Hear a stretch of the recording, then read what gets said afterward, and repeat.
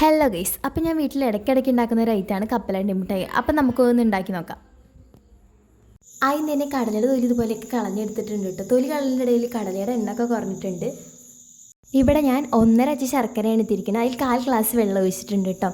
1 cup കടലയ്ക്ക് 1/2 cup ശർക്കര എന്നാണ് അളവുള്ളത്. ശർക്കര എല്ലാം ഉരുകിയതിന് ശേഷം നമ്മൾ ഇതുപോലെ അരിച്ചെടുക്കണം. എന്തിനെന്ന് വെച്ച് കഴിഞ്ഞാൽ അതിൽ നല്ല പോലെ കല്ലും മണ്ണും ചളിയൊക്കെ ഉണ്ടാവും. അരിച്ചെടുത്തതിന് ശേഷം നമ്മൾ വീണ്ടും ശർക്കര ഇതുപോലെ ഉരുക്കിയെടുക്കണം കേട്ടോ. നല്ല പോലെ ഇളക്കി കൊടുക്കണം. കാരണം ശർക്കരയുടെ ഒരു കൺസിസ്റ്റൻസി ശരിയായിട്ടില്ലെങ്കിൽ നമ്മുടെ കടലമിഠായി ഒരിക്കലും ശരിയാവത്തില്ല. അതിന് വേണ്ടിയിട്ട് നമ്മൾ ഒരു പാത്രത്തിൽ കുറച്ച് വെള്ളം എടുത്ത് വെക്കണം.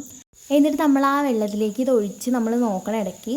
ഇപ്പോൾ ഇതിൻ്റെ കറക്റ്റ് ഒരു പാകമായിട്ട് വന്നിട്ടുണ്ട്. അപ്പോൾ നമുക്കിതൊന്ന് കുറച്ച് വെള്ളത്തേക്ക് ഒഴിച്ച് നോക്കാം ശർക്കരപ്പാനി.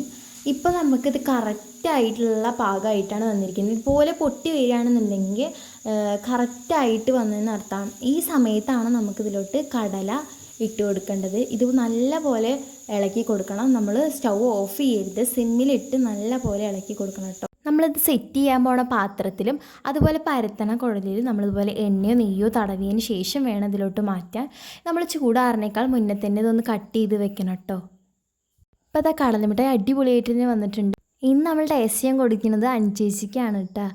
അപ്പോൾ അഞ്ചേച്ചിക്ക് എന്തായാലും നല്ല ഇഷ്ടപ്പെട്ടിട്ടുണ്ട്. രണ്ടാമത് കൊടുക്കുന്നത് അമ്പടൂരാണ്. അമ്പടൂന് നല്ല ഇഷ്ടമായിട്ടുണ്ട്. അമ്പടൂർ അടിപൊളി എന്നൊക്കെ പറയുന്നുണ്ട് കേട്ടോ. പിന്നെ ഞാൻ ടേസ്റ്റ് ചെയ്ത് നോക്കി അടിപൊളിയെന്ന്. എല്ലാം ട്രൈ ചെയ്ത് നോക്കണം. വീഡിയോ ഇഷ്ടം ലൈക്ക് ചെയ്യാൻ മറക്കല്ലേ.